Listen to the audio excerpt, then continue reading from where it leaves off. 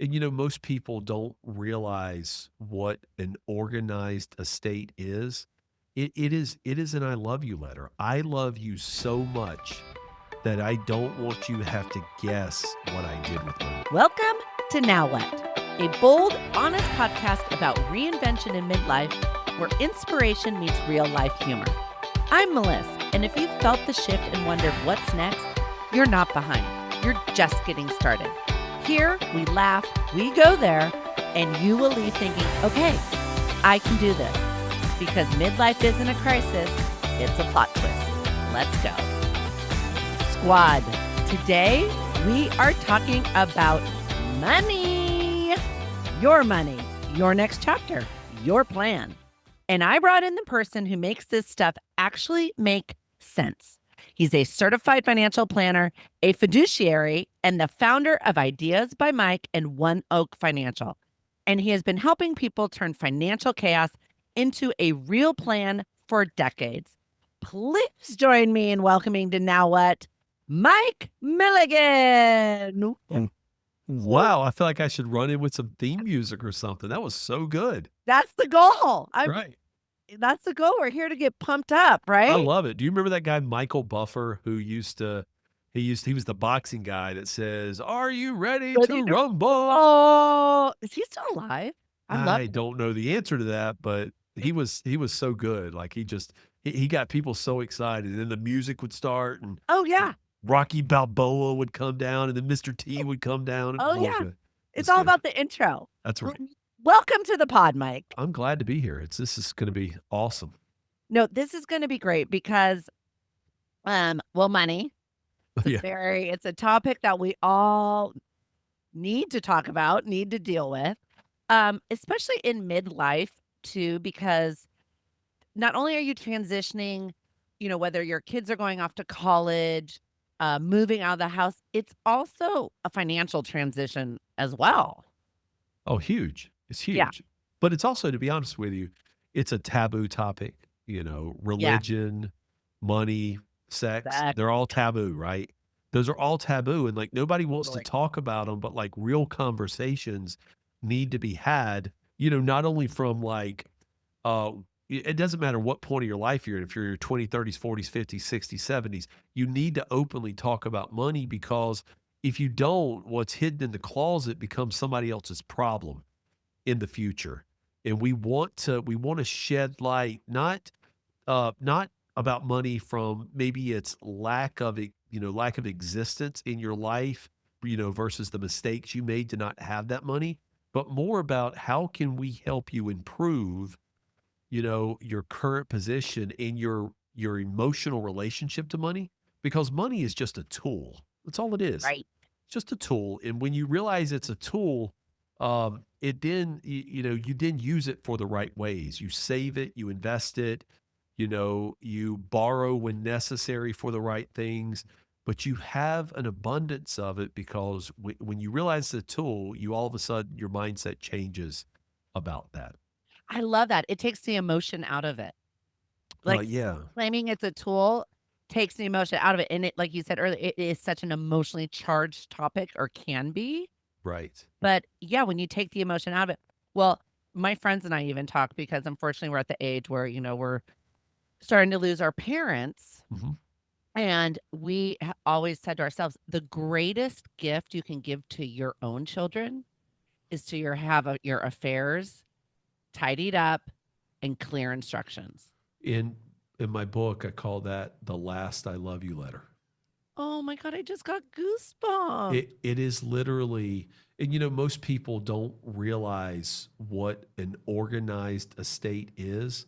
It is an I love you letter. I love you so much that I don't want you to have to guess what I did with my money. Yes. I don't want you and your siblings fighting about who gets what.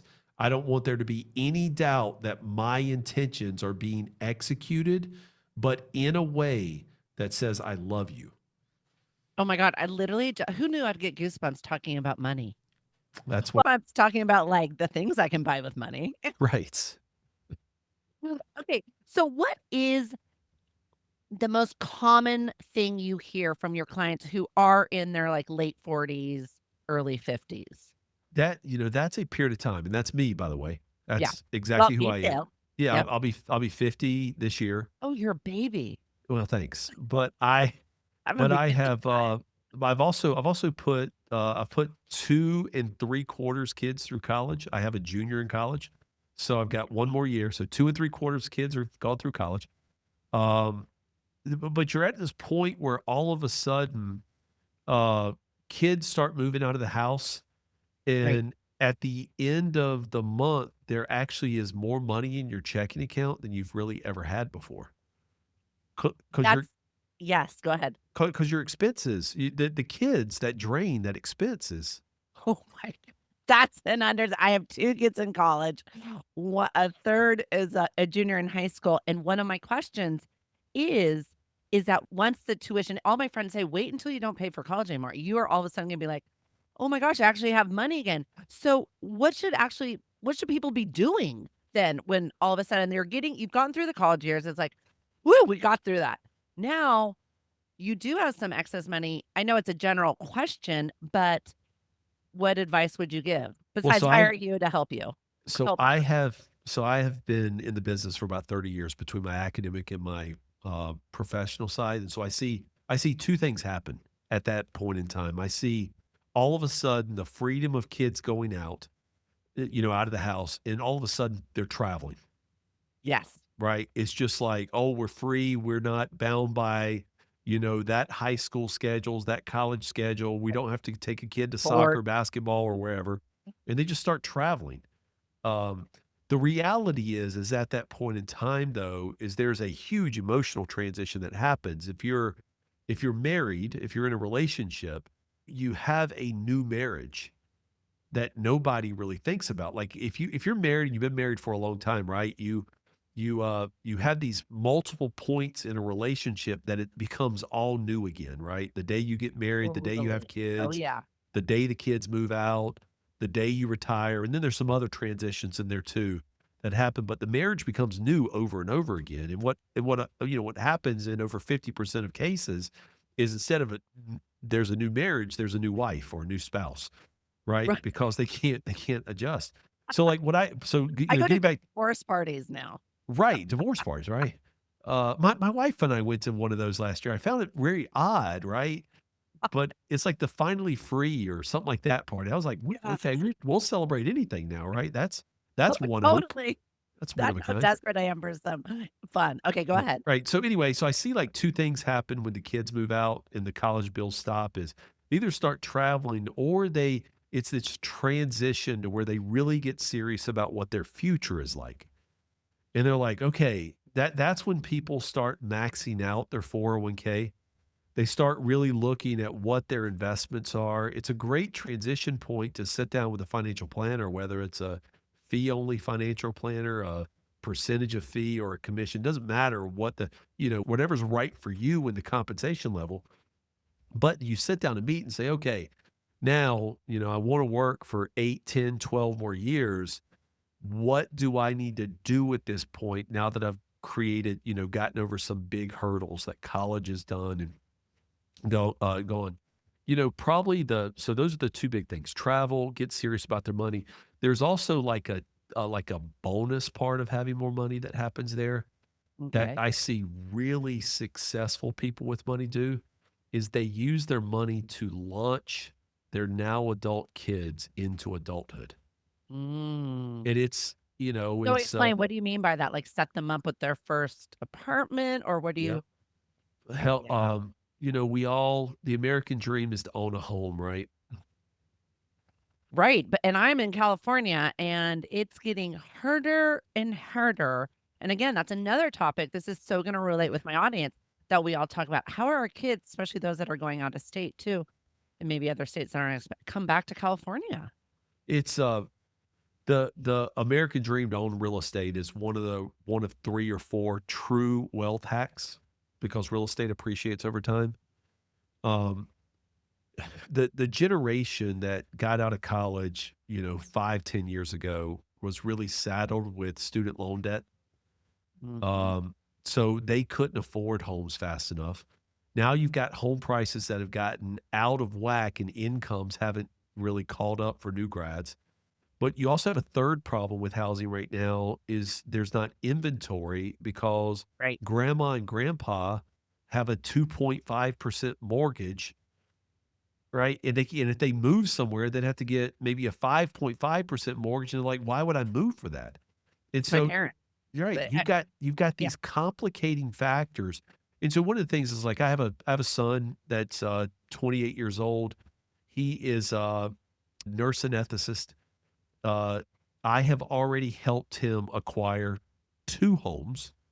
He sold one, now he's moving into his 3rd, and I have nothing to do with that one. I nothing Yeah. to do with that, and he's doing it on his own. I have another daughter in Birmingham, Alabama. She works at a nonprofit.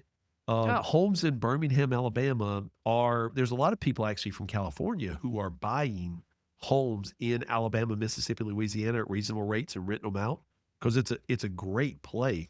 But we're able to get like my daughter a townhouse, a 3-bedroom townhouse that fits within her salary with our help that yes. she can then rent the rooms out to 2 friends, and they actually pay all Yeah. the costs.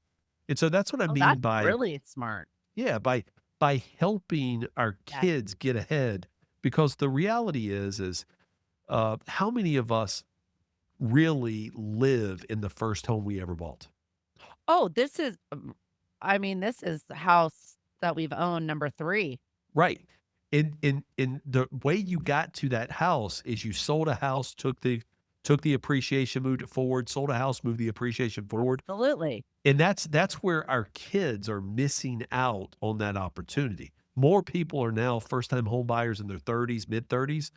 I bought my first home at 23, right? Yeah. And I mean, it's you have to and the reason I was able to afford the 4th home and now the home in Puerto Rico is because I got all of the appreciation along the way that I was able to roll forward Mm, to new homes. And that's what I mean by helping kids.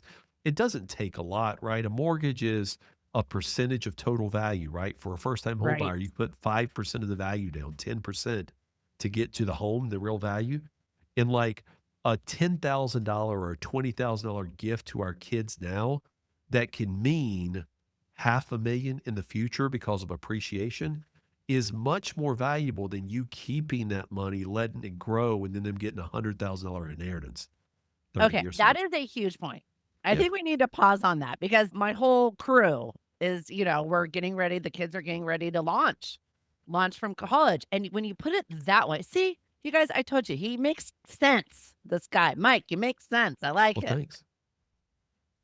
You're not trying to throw out all these big muckety muck words. Um, Say that again. Giving your kids $10,000 to put towards a home, which will then appreciate to a what $500,000. How'd you say it? You said So, it like, much so more it's better eloquently. to give them 10,000 now where the appreciation will eventually get to $500,000 of equity than it is to take your 10,000, let it grow, and giving them a $100,000 inheritance. That's one of the powerful things about real estate is it takes Yeah. pennies to dimes to buy. I mean, you gotta have the cash flow to make the mortgage payment, right? Right, right, right, Right. right, right. But it takes pennies or dimes to acquire dollars of assets, and it's really the only thing out there that we have like that, right? I mean, you can't put Mhm. 10 cents in your 401k and expect it to earn growth as if it was a dollar. It's Right, just not right, doesn't work that way. right. But real estate can, and helping our kids um, tame what looks untamable, right? Buying a home early in life is one of the gifts that as you accumulate money, it will help drive their life to greater successes earlier. And they can't do it. So I mean, they true. don't have the money to do it, but we can. Like our generation can help our kids overcome hurdles that we didn't face when we were coming out of college. You're right, and especially those kids that are at school right now with student loans too. You're not leaving your school, at a 0 balance. Okay, that's an amazing, amazing tip. And now, a quick word from our sponsor. Friends, we talk a lot about fitness and good nutrition, but what we don't talk enough about is recovery and sleep, which are just as important. And a lot of us midlifers lack in that area because we are waking up in the middle of the night at 3 a.m. drenched in sweat. That is why you need Cozy Earth in your life. I am obsessed with Cozy Earth's bamboo sheet set and their women's bamboo stretch knit pajamas, which are both made from viscose from bamboo. They are a game changer, and they stand behind everything. 30-day return policy on all products and a lifetime warranty on the clothing, risk-free. If this season has shifted how you sleep, lounge, or unwind, explore breathable softness designed to support, never overwhelm. This Memorial Day, head to CozyEarth.com and use my code MELIS, MELIS, that's one S, for up to 30% off, but only for a limited time. This exclusive offer runs from now through June 1st only, so don't wait. That's code MELIS, one S, at CozyEarth.com for up to 30% off. And if you see a post-purchase survey, mention that you heard about Cozy Earth right here from Now What. Now back to the show. Okay, what about, let's say, our kids are gone, they've come to you, and a lot of my audience were in reinvention mode, right? Okay, so switching careers, we want to start something new, walk away from the old job. How do you plan financially for a chapter that you can't fully see yet? Oh, remember, the future is spotless. It's full of mystery. The Yes. future has no set outcome. It's one that we all can create on our own. And the question you asked there is really more about personality and risk taking than it is about outcomes. I mean, there's people that heard you ask that question. I'm sure half of your listeners would be like, "Yes, let's do that." The others are like, "No, like tell me how to do it." It is impossible Yeah. to give somebody a 100% guaranteed future outcome on a life decision like that. You Right. have to, remember those old pros and cons? We're going to put this side on this side and this Oh, side. totally. Left Eh, was always pros. You always started with pros. yeah, left on the pros, cons on the Right on the right. con. And then it becomes a feeling, right? Feeling of what really feels good. And career moves are one that, you know, it, it's something that if you think about it, like our grandparents never had to go with, right? Because Oh, our grandparents got a job and they stayed at the same desk or the same company for their whole life. even And my they own dad was at his company, his first job for like 25 years. No right. one now, my husband and myself. I mean, no one. If you Nobody hear does that. past them 5 years, it's almost if you're not working for yourself. Well, you got to remember corporate America intentionally wants that, right? They Totally. want to they want to use you to be productive, and then they want to take that income they gave you, slash it in half, and hire a new college kid to do the same thing, right? Absolutely. Yeah. So, I mean, it's a great question, but the outcome is more of an emotional pros and cons answer than it is a hard and fast rule that you can accomplish by. That's part of my ethos, by the way, right? Is I believe everybody is one of a kind. And I believe that, the life that you have in front of you is uniquely yours. And what you need around you are people that will educate you, coach you, and help you plan to be able to make the right decisions. That's why having trusted advisors is so important. I mean, most people don't want an advisor because they say, I don't want to pay a fee. Well, my gosh, right? The fee for not having an advisor is mistakes, penalties. I mean, Mhm. there's a lot of mistakes that happen because people don't want to pay a fee. And what they end up doing is paying penalties, lost opportunity, and the cost of indecision ends up being much more expensive than what the small cost of having an advisor team around you would be. I totally agree. And then there are especially also like tax implications based on what you do with your money or not.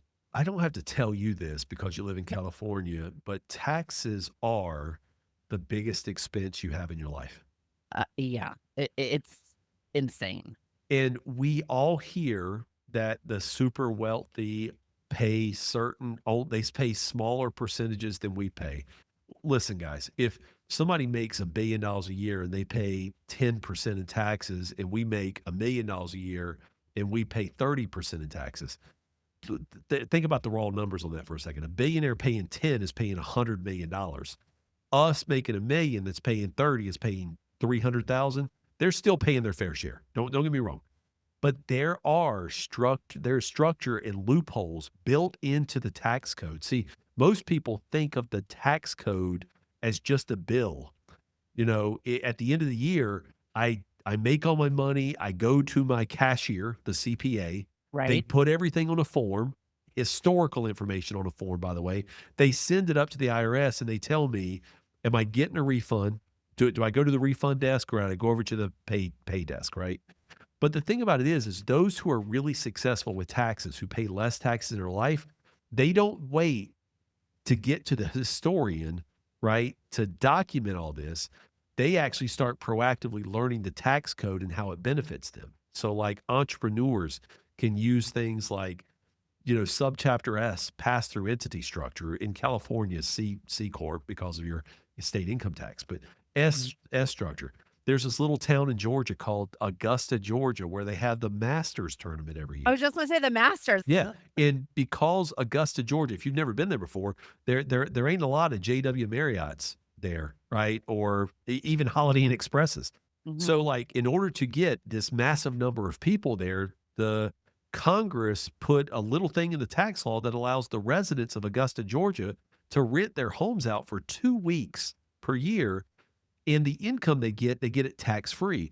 Well, the interesting thing about people from No one Augusta, knows Georgia, about that. well, the Uh, interesting thing about Augusta, Georgia residents is they are US citizens.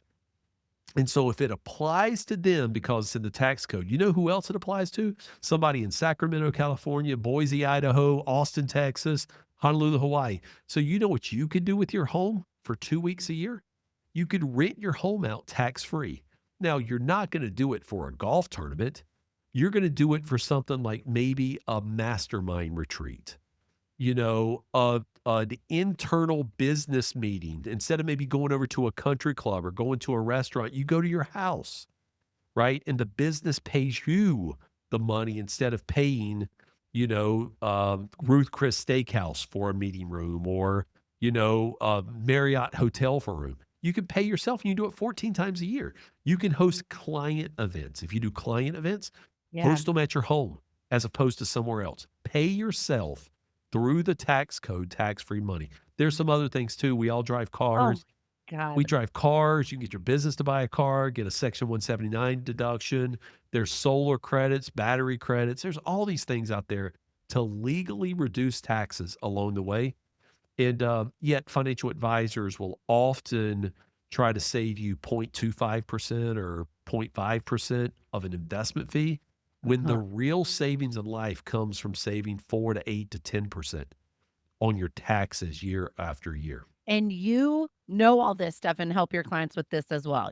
100%. Like, taxes being the biggest expense, I wrote about it in the One of a Kind Financial Plan. I actually live in San Juan, Puerto Rico, because it's that big of a deal to me. Being in Puerto Rico gets me exempt, or at least the money that I make while I'm in Puerto Rico from the United States is exempt from federal income tax. And so, like, me being here means I save 20 to 23% in taxes that I ordinarily would pay in the United States. And, like, there's very few true tax experts in the United States. Like, Yeah. there's a lot of great tax preparers, CPAs, but Right. very few of us understand and can massage the tax code in a way to reduce income, especially for entrepreneurs, doctors, real estate agents, people who own their own business. I call people on their business either solopreneurs, they're doing it themselves, or Right. enterprising entrepreneurs, people who hire people, like an enterprise, but they own the company themselves. Yes. The tax code favors ingenuity. It favors small businesses if you know how to use it. And that's the key. And most people don't, because, like we talked about, money is taboo. You know, people don't want to talk about taxes Oh because my god. I r- mean, my no, eh, believe me. Yeah. I'm actually excited to learn more about taxes, which will make my husband mind absolutely explode. I So can't you're wait. oh my god, you're okay. We're chatting after this. Um, okay. So do you feel at like in your 50s, I'm obviously focusing on the midlife. In your opinion, is it too late for people to take financial risks, or obviously it just depends on how they've set themselves up? So it depend to me, it depends, like, risk is a determination on, can you sleep at night? It is, Mhm. it's a feeling, right? So, like, a generic answer about can a 50-year-old take risk is, um, it it it's the sleep meter. Okay, so, Like that. if the stock market's been very volatile over the last 5 years. You know, it kinda started with COVID, the inflation risk. We have, like, this thing that happened where Elon Musk was part of the government, but he wasn't last year, and he was trying to drive everything down. Then we've had, like, the oil issues this year, like Venezuela, then Mm, Iran. And the market has been very volatile, up and down, and, for reasons that are obvious on the surface, but are not very obvious behind the scenes. It's people just don't wanna see their 401k become 201k, right? mhm. Go from $1,000,000 to 500,000. They can't sleep at night. So, risk is a thing theoretically, a 50-year-old should have plenty of risk tolerance because they don't need the money for a long period of time. But this is when it comes down to that we're all unique again. Mhm. Some of us, right, can't stomach, right, a roller coaster, Totally. whereas some of us love to skydive, I love kite that. surf, right? Some of us get sick standing over the edge of a cliff while others climb up the side of it. We're all different people and we're unique. And uh, an investment portfolio, a financial plan, a retirement income strategy, a tax strategy, your healthcare plan, your legacy plan should all be tied into who you are as a person. Because if it is about you, you sleep better at night. And that's really what it's all about. You're so right. So before we wrap up, I'm getting the sense from you, which I love, is that you really, when you work with clients, you really get to know the person, the couple, the family situation first, almost before the numbers. That's almost most important, like goals, strategies, before you Oh, even talk numbers. Oh, the spreadsheet, that mighty, mighty spreadsheet, right, is where everybody wants to go first. That's Well, where I do love a good I spreadsheet. mean, we all love a good spreadsheet, right? But there's 2 things that you should really before you even make a financial decision, you should try to do, you should try to go back and figure out what is your first memory of money. Mhm. Because if you understand that, then you'll understand something that we call money scripts. Money scripts are, these things that have been embedded in us from early in life of what we think about money. And, 90% of people, if they could tell me what their first memory is, I can point to where that has influenced them today. And some people that's 50, 60, 70 years later where it's influenced today. So you gotta do a little deep dive first. It's not a full blown therapy session, but there's a little bit of therapy. Close. Yeah. So you do that, and then second, you have to everybody has to answer this question. You're gonna answer it sooner or later, but you have to answer this one very simple question. Why is money important to you? Mhm. And when you can articulate that, right? Some people say money is freedom, Oh my money is god, that was independence. my word, my Yeah, yeah, money is freedom, money is independence. Okay, but freedom to do what? Right? Is it right. freedom to be your own boss? Is it freedom to never have to be on another Zoom call or a podcast in your life? Is It's it for free? me. Yes, it's Y freedom to be my own boss and to never do my own laundry and my own cleaning again, and to buy and my house in Santa Barbara. see, that right there should be at the top of a financial plan. I don't ever wanna do my own laundry again. Well, Yeah. good, because on your expenses, we're gonna need to hire somebody to do that, all right? That's a cost that's not typical for every financial plan out there. But Yes. if you answer why or, what's your first money memory? Why is money important? And then you list out, what you believe your problems are with money, and then and then you get you get a professional to tell you what problems they see you may have in the future. Things like you've never thought about before, like required minimum distributions or tax rates going up or long-term care cost or inflation or sequence of return, all these big terms that you don't really know about until a financial advisor starts acting very smart, like trying to impress you. But that comes a whole lot further in the line, the problems. Then you dive into the spreadsheet and see if the spreadsheet can answer, or can provide solutions to the problems, can fulfill your why is money important to you, and if needed, change some of those money scripts that you've had so that you can really go out and live a one of a kind life. Mike, I like what you're saying. I like how you're saying it. You're making sense. You actually have me fired up. So, how can people find you and work with you? And let's talk about your book. Yeah. So the first thing is, like, I would tell people, like, it's easy, MikeMilligan.com, MikeMilligan.com. That you can go out there and you can see where I educate, coach, plan. Those are my three big words in life. I like to teach people, I like to coach, and I like to plan. Well, Uh, we got to tell everyone why you like to coach, why you like to teach people. I mean, oh, well, former athlete. I'm a former athlete, right? Love So it. I played baseball.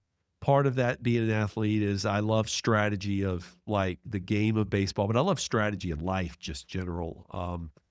But I like bring that up just real quick. I think sports is one of the most important and best teaching tools for kids growing up and adults. I would agree. Yeah. So I would, that's why I think yeah, it needs to be highlighted. yeah. 100% for life, the best life lessons. Okay, go on. So people can find me at MikeMilligan.com. You could also go to this other small little website out there called Amazon.com if you've never heard of it. Amazon.com offers things like, I'm not giving anybody permission to buy anything but this on Amazon.com. So don't come to me and say, Mike gave me permission to buy a Yeah. new purse or new outfit. But But yeah, on there, you could just search Mike Milligan, one of a kind financial plan. And there's a book that I've written. Now that you've heard me speak on the podcast, when you read the book, you'll actually hear my voice. It I love comes it. through the book. It's like, oh, right. It'll just come out through the words. And I talk about, like, the dirty secrets of the financial planning industry. I talk about, like, the things that really matter about in your financial plan. And then ultimately I talk about how do you build a financial plan that meets the life you want to live. And on there, the website is mentioned too. And I'd love to speak to any of your listeners, especially those that want to only have to pay the tax that they have to pay, not a required, not that they think they have to pay, but what the get their tax bill down. And others who just feel like maybe they've been left behind by the one size fits all industry. Yeah, and I think they just really need to teach these things in school too. I We mean, we could have a whole nother podcast just on oh, that. I know.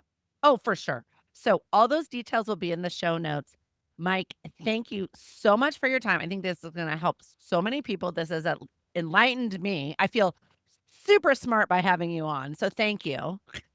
Absolutely, Melissa. It's been a blast. It's been great. So everyone go check Mike at MikeMilligan.com and look in the show notes and we'll see you. Let's go save lots of money and make lots of money so we can go have a great time. Right. I love it. All right. Thanks. Bye-bye. And that's it for this week. If this episode made you laugh, nod, or think, oh my God, same, hit follow, leave a review, and share it with someone who needs it. You're not done. You're just getting started. So go take up space, fully, loudly, joyfully. And remember, midlife isn't a crisis. It's a plot twist. See you next time on Now What?